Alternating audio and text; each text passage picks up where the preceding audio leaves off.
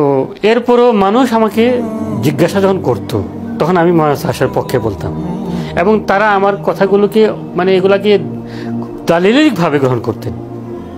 আসলে এগুলো কিন্তু এরকম দালিলিক না, কিন্তু যেহেতু তারা সাধারণ মানুষ, এরা তার দলিলকে বুঝে না, কোনটা হক আর কোনটা না হোক ওইটা তো তারা আর বুঝে না, কিন্তু আমার দলিলগুলোকে এরা মানে যুক্তিসঙ্গত মনে করতো। এজন্য আমার কাছে আমার মোবাইলে ফোন আসতো, স্যার লাগাতার ফোন থাকতো। আলহামদুলিল্লাহ, আমার নাম মোহাম্মদ ইয়াহিয়া, লালবাগ মাদ্রাসায় শুরু জমানাতে পড়েছি। আর আমার আব্বা লালবাগের ওস্তাদ ছিলেন, একজন বড় আরবি সাহিত্যিক ছিলেন, মৌলানা ওবায়দুল্লাহ রহমতুল্লাহি আলাই। তো ওনার ছাত্র, উনি ফরিদাবাদ মাদ্রাসাও দীর্ঘ সময় পড়িয়েছেন। ওনার ছাত্র সারা বাংলাদেশে পুরা দুনিয়াতেই ছড়ানো ছিটানো আছে। বড় বড় বর্তমানে ঢাকায় যারা অনেক বড় বড় ইলমি খিদমাতে নিয়োজিত তারা ওনার ছাত্র আছেন। তো ফরাগাতের পরে তো 2002-03 দিকে আমি তবলিগের সময় লাগানোর সার লাগানোর জন্য বের হলাম।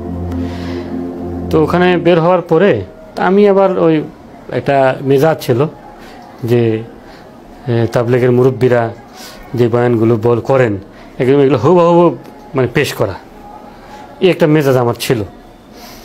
যার কারণে তবলিগের সাথীরা আমার কথাগুলা খুব মনোযোগ দিয়ে শুনতো। আমি যখন ইজতেমায় এমনিভাবে জোরের মধ্যে যে বয়ানগুলো হতো আমি এগুলো মানে চেষ্টা করতাম, বিশেষ করে ইব্রাহিম সাহেবের বয়ান তো একদম শুরুতে শেষ পর্যন্ত লেখার চেষ্টা করতাম, আর ওইভাবেই আমি তাদেরকে পেশ করতাম। তো এটার কারণে এরা আমাকে খুব মানে করতেন, আমাকে ব্যবহার করতেন বিভিন্ন জায়গায়।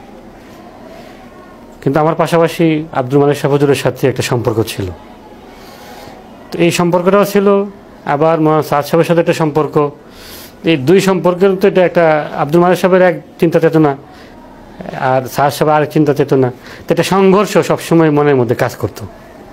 এরপরও দাওয়াতি বিষয়ে আমি মৌলানা সাদ সাহেবকে তারজিহ দিতাম বা তবলিগের মুরব্বীদের আলোচনাকে তারজিহ দিতাম দাওয়াতি বিষয়ে। এর থেকে ওনারা মানে আমাকে খুব করতেন, যেহেতু আমি দাওয়াতটাকে খুব খুলে খুলে বলতাম বয়ানাতের মধ্যে। এমনও হয়েছে যে আমি সিলেট মার্কাজ থেকে বয়ান করে নামতেছি, তো একজন আমাকে বলতেছে যে তুমি কি দ্বিতীয় সাদ নাকি, এরকম সাদ সর কথাগুলো মানে এভাবে আমি নকল করতাম। পাকিস্তান থেকে একটা বড় খাওয়াজের জামাত আসছিল, ওই জামাতের মধ্যেও আমি যখন আলোচনা করতেছিলাম তো তারা আমাকে এই সাদ সাহেবের মতোই মনে করতো। আরও অনেক মার্কাজে আমি আলোচনা করেছি, তারা এরকমই আমাকে ভাবতো। তো আমি সফরে গেছিলাম ইয়েতে লেবাননে, তো ওই সফরে যাওয়ার আগে মৌলানা সাহাশর বায়ানাত শুরুতে শেষ পর্যন্ত আমি লিখে এটাকে আরবি করেছি, টুটাফাটা আরবি করে। এরপর ওখানকার মার্কাজগুলোতেও আমি সাহাশর বয়ানগুলো বলতাম। তো অনেক মানে দখল ছিল ওনার বয়ানাতগুলোর উপরে আমার। তো বাকি এলমিভাবে না, শুধু মৌলানা সাহাশর বয়ান করতেছেন এতটুকুই, কিন্তু এটাকে যে কোরআন ও হাদিস দিয়ে যাচাই করা ওইভাবে করি নাই, ওনার প্রতি একটা বিশেষ আস্থা থাকার কারণে। আর আমাদের তো ওই যে ওরকম তাহকিকি মেজাজও ছিল না তখন, উনি যা বলতেন আমরা ওইটাই করে নিতাম। আর যেহেতু দাওয়াত তাবলীগের মেহনতেও আমি অনেক মুতাসির হয়েছি, এই জন্য প্রভাবিত হয়েছি ওনাদের এই মেহনতের দ্বারা। এই জন্য এখানকার বড় মুরব্বী যেটা বলে এটা দিলের মধ্যে খুব কাজ করত। তো যখন ইখতিলাফ শুরু হওয়ার পরে শুরুর দিকে রুঝানটা ছিল মৌলানা ইব্রাহিম সাহেবের দিকেই, বাকি মৌলানা সাদ সাহেবকেও আমি করতাম। আর ধারণা ছিল যে আমাদের আকাবিরদের মধ্যে দ্বন্দ্ব হয়েছে। কিন্তু আমার যে শেখ হযরত মৌলানা ওসমান সাহেব মদিনা শরীফে যে থাকেন, ওনার থেকে আমি খুব মুতাসির ছিলাম। এই মুতাসির থাকার কারণে উনি কোনো না কোনোভাবে মৌলানা সাদ সাহেবের দিকে চলে গেছেন। চলে যাওয়ার কারণে তখন আমার দিলের রুঝানটা ওই সাদ সাহেবের দিকে চলে গেছে। তো তখন আমি সাদ সাহেবের পক্ষে, উনি যখন বাংলাদেশে আসছেন বিভিন্ন প্রোগ্রাম করছেন, ওই প্রোগ্রামে আমি থাকতাম সবগুলোতেই, যেহেতু আমি ওনার খাদেম ছিলাম। তো উনি মার্কাজুদ দাওয়া গিয়েছেন, মাদারীনগরে গিয়েছেন, কোথাও কোথাও এই বিষয়গুলো নিয়ে আলোচনাও করেছেন, কোথাও কোথাও ওয়াজাহাত করেছেন সাদ সাহেবের পক্ষে। ওনারা একটা ওসমান সাহেব ওনারা কিন্তু ওয়াজাহাতি বলে একটা গালি দেয় ওলামাদেরকে, অথচ ওয়াজাহাত কিন্তু ওনাদের পক্ষ থেকে আমি যতটুকু জানি আগে হয়েছে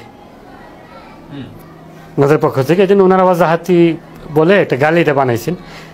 হ্যাঁ এটা, অথচ মৌলানা ওসমান সাহেব অবশ্যই আমি ওনাকে শ্রদ্ধা করি, এবং উনি ওয়াজাহাতি মজলিস এই জামিয়া রহমানিয়াতে ওয়াজাহাতি মজলিস করেছেন, তারপরে আপনার বিভিন্ন জায়গায় উনি করেছেন। বাকি ওনার ব্যাপারে আমার এতটুকু ধারণা, উনি ওয়াজাহাত করতে গিয়ে আমাদের আকাবেরদের উপর কোনো মানে হামলা আসে বা আকাবেরদের উপর ওইরকম কোনোভাবে ওয়াজাহাত করেন না। ওনার রুঝানটা মৌলানা সাদ সাহেবের দিকে, ওইটা কেন উনি উল্লেখ করতেন ওনার ওয়াজাহাতটা। তো এখন এবং মৌলানা ওসমান সাহেব যখন বাংলাদেশ থেকে চলে যান, তখন আমাকে হেদায়ত দিয়ে গেছেন, आप आगे मत बढ़े, आप पीछे रहते हुए काम करें, क्योंकि आपका मेरे साथ ताल्लुक़ है। তো এখন তখন আমি মানে এই হেদায়তের উপরে আমি চলতেছিলাম মৌলানা সাহেব এবং যখন মাদ্রাসাগুলোর মধ্যে মাদ্রাসা যখন মৌলানা সাদ সাহেবের খেলাফ হওয়া শুরু হলো, আর আমার তখন রুঝানটা মৌলানা সাদ সাহেবের দিকে, তখন আমার জন্য বিরাট কষ্টের মানে হয়ে গেল, কারণ হয়ে গেল। তো বাকি আমি ওদের কোনো প্রোগ্রামে যেতাম না, তাদের যে গুলিস্তান মার্কাজ বা ওইরকম কোনো প্রোগ্রামে যেতাম না। এক দুইবার গেছি শান্তিনগরে, এক দুইবার, তাও ওরকমভাবে না, এমনি গেছি, যাই আবার চলে এসেছি। কোনো বিশেষ কোনো তাকাজা বা এরকম কোনো ওখানে শরিক হওয়া কাজের নিয়তে এরকমভাবে যায়নি। এছাড়া এরপরে ওনাদের সাথে আমার কোনো খরুজ বা বের হওয়া এগুলো কিছুই হয়নি। তো মৌলানা ওসমান সাহেবকে তখন আমি ফোন করলাম যে হযরত আমি এখন দাওয়াতের কাজ কীভাবে করবো, যেহেতু একটা বিরাট হয়ে গেল। तो उस्मान साहब আমাকে বললেন যে ভাই आप मदरसे में रहे, मदरसे की तालीम की जिम्मेदारी पूरा करते रहे। তো উনি আমাকে ওই দিকেই আমাকে বললেন। তো এরপরও মানুষ আমাকে জিজ্ঞাসা যখন করতো, তখন আমি মৌলানা সাহেবের পক্ষে বলতাম, এবং তারা আমার কথাগুলোকে মানে এগুলাকে দালিলিকভাবে গ্রহণ করতেন।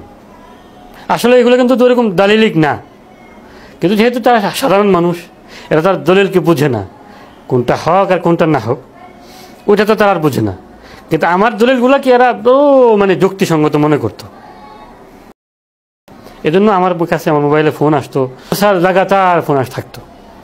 এরপরে আমি গত বছর রমজানের এইবার গত বছর রমজানের শুরুতে আমি ওর মোবাইলকে বন্ধ করে দিলাম। দেখলাম যে সাদ সাহেব এবং এই ফিতনা আমার সময়কে নিয়ে নিচ্ছে, আমার সময় কি, তখন আমি মোবাইল আমি তাদের ফোন টোন আমি আর ধরি না। কিন্তু তখনও দিলের ইয়েটা ছিল, ওই দিকেই ছিল। তো এরপরে আমি নিয়ত করে ফেলেছি যে আমি আর মানে দাওয়াতের কাজে আমি করব না। বাস দাওয়াতের কাজ উলামায়ে কেরাম অনেকে করেন না, বা এরা এই পদ্ধতিতে অন্য পদ্ধতি করব, তখন দিলের মধ্যে এটা এসে গেছে। কিন্তু এরপরে যেহেতু দীর্ঘ সময় এখানে কাজ করেছি, এটার প্রতি একটা মায়া, একটা টান সবসময় লেগে থাকে এই কাজটার প্রতি। তো তখন যে দলিলগুলো আমি পেশ করতাম, এই দলিলগুলার একটা পরবর্তীতে আমি এটা জালিয়াতিটা আমি বুঝেছি দলিলগুলা কি। প্রথম আমার যে দলিলগুলো ছিল, একটা দলিল ছিল শ্রীলঙ্কার মুফতি ইয়াহিয়া সাহেবের লেখা ওয়ামা আজালাকা আন কৌমিকা ইয়া মুসা আল কৌলুল মুফা ফি কৌলিল্লাহি তাআলা ওয়ামা আজালাকা আন কৌমিকা ইয়া মুসা। এই কিতাবটা আমি পড়লাম, মৌলানা ওসমান সাহেব আমাকে দিয়েছিলেন। এরপরে সাহারানপুরের মৌলানা আব্দুল আজিম সাহেব, উনি 17-18টা ইশকালের জবাব দিয়ে উনি একটা রেসালার মতো বের করেছেন, এটা পড়লাম। এরপরে এই সলিমুল্লাহ খান সাহেবের চিঠি, আরও এরকম অনেক এগুলো পড়লাম। তো এগুলো পরে তো আমি মৌলানা সাহেবের দিকে আমার পুরা রুঝান চলে গেল, ওনার দিকে চলে গেল। কিন্তু তখন আমি এই আলোকেই আমি কথা বলতাম। এরপরে যখন হযরত মৌলানা সাদ সাহেব, এরপরে যখন হযরত মৌলানা আব্দুল মালিক সাহেবের ফতোয়া আরবিতে যখন বের হলো, আমাকে তাঁতের একজন বড় মুরব্বী আমাকে ফোন করলেন, ফোন করে বললেন যে আব্দুল মালিক সাহেবের কি কোনো ফতোয়া বের হয়েছে? আমি না তো, আমি জানি না। আর আমার ধারণা ছিল হুজুর এই ব্যাপারে কোনো কথা বলবেন না, কারণ হুজুর কত সালে ঘটনাটা? এই তো আপনার গত বছরে আর কি, হ্যাঁ গত বছরের শুরুর দিকে। ইস্তেমার সময়, হ্যাঁ হুজুর ইস্তেমার সময় আরবিতে ইয়াদ আসছে। হ্যাঁ হ্যাঁ ওই সময়। তো তারা আমাকে ফোন করলেন, তো ফোন করে এই জিজ্ঞাসা করলেন যে আব্দুল মান্নান সাহেব এটা কি শুনেছেন? হ্যাঁ, তখন আমি বললাম হ্যাঁ আমি তো শুনি না এরকম কোনো ওনার কণ্ঠই। আর আমার তো পুরো ইতমিনান ছিল যে উনি এবার কথা বলবেন না, কারণ উনি তো মানে কোনো তাহকিক ছাড়া, তো মৌলানা সাদ সাহেবের তো কোনো ভুল নাই, যেহেতু ওনার কথাগুলোর দলিল আছে। তো খুব ইতমিনান ছিল আমার। কিন্তু আমি তো হয়রান হয়ে গেলাম, আমার ভিতর এক ধারকান শুরু হয়ে গেল, কম্পন শুরু হয়ে গেল যখন ওনার এই মানে ফতোয়াটা শেষ শুনলাম। তারপরেও আমি করতেছি যে উনি যেহেতু দাওয়াতের কাজের সাথে জড়িত না, আব্দুল মালিক সাহেব, যেহেতু একটা বিষ আমাদের দিমাগে ঢুকে গিয়েছিল ওই মৌলানা সাদ সাহেবের বয়ানাতের দ্বারা। মৌলানা সাদ সাহেব যে ইজতেমার মধ্যে বয়ান করতেন, ওই বয়ানগুলোর মাধ্যমে একটা আকীদা হয়েছিল যে যারা দাওয়াত তাবলীগের মেহনতের সাথে জড়িত নয়, যে সমস্ত উলামায়ে কেরাম, তাদের সব বিষয় মানব, কিন্তু দাওয়াত সংক্রান্ত কোনো সিদ্ধান্ত, কোনো ফয়সালা বা কোনো ফতোয়া আমরা মানব না। এই একটা, এটা এরকম না যে ওনারা বলছেন, কিন্তু তাদের বয়ান থেকে এটা বুঝে আসতো, বিশেষ করে মৌলানা সাদ সাহেবের বয়ানের থেকে, ওনার বয়ান থেকে। তো এই জন্য আমি মানে হুজুরের কথাগুলো ওইভাবে নিতেছি, তো কিছু নেই না এরকম মানে ইয়ে হতো। এরপর ওনারা আমাকে বিভিন্ন প্রোগ্রামে দাওয়াত দিয়েছেন, কিন্তু আমি যাইনি। কিছু প্রোগ্রামে বিভিন্ন জায়গায় ওনাদের মানে অনেকে দাওয়াত দিয়েছেন, আমি বলছি না, আমি তো দাওয়াত তাবলীগে লাগার পরে, হ্যাঁ, তো দাওয়াত তাবলীগে লাগার পরে আমি এই রাজনীতি যেটা, ইসলামী রাজনীতি যেটা, ওইটাও আমি করতাম আগে, কিন্তু ওইটাও আমি ছেড়ে দিয়েছি ওই কাজটা। তো এখন আমি যখন দেখলাম যে আপনারা কিছু মানে রাজনীতির সাথেও, হ্যাঁ, মানে দাওয়াত তাবলীগটা যেরকম মানে সরকারের কাছে বিভিন্ন উপায়ে, হ্যাঁ, মেহনত করা, আমার একটা ইয়ে ছিল যে আমরা মৌলানা ইলিয়াস রহমতুল্লাহ আলাইহির কাছ থেকে, হ্যাঁ, ইলিয়াস রহমতুল্লাহ আলাইহির যে মেহনতটাকে, এটা আমরা মুরব্বীরা যেটা বলতেন আল্লাহ থেকে হয়, সব কিছু আল্লাহ থেকে হয়, তো ওনারা মানে কেন ওইদিকে যাচ্ছেন? আর উলামায়ে কেরাম তো যেহেতু পূর্ব থেকেই ওনারা ইসলামী সিয়াসতের সাথে জড়িত, ওনাদের এটা সরকারের সাথে সবসময় উঠা বসা ওনাদের হয়, ইসলামের বিরুদ্ধে যতগুলো কাজ হয় ওনারা সরকারের সাথে মোকাবেলা করেন, ওনাদের বিষয়টা তো ভিন্ন। তো দাওয়াত তাবলীগের মেহনতটা তো অন্যভাবে চলতেছিল, এটার সাথে সম্পৃক্ত না। তো তখন আমার দিলটা চিন্তা করলো, আমি তখন ওনাদেরকে বললাম, অনেককে বললাম, ওনাদের অনেককে আমি বলতাম আর কি, যে দেখেন আপনারা আল্লাহর দিকে ধাবিত হন, এগুলো বাদ দেন, এই সমস্ত এগুলো বাদ দিয়ে আল্লাহর দিকে ধাবিত হন। আপনারা যদি হক থাকেন তাহলে আপনাদের এটাকে আল্লাহ জিন্দা করবেন।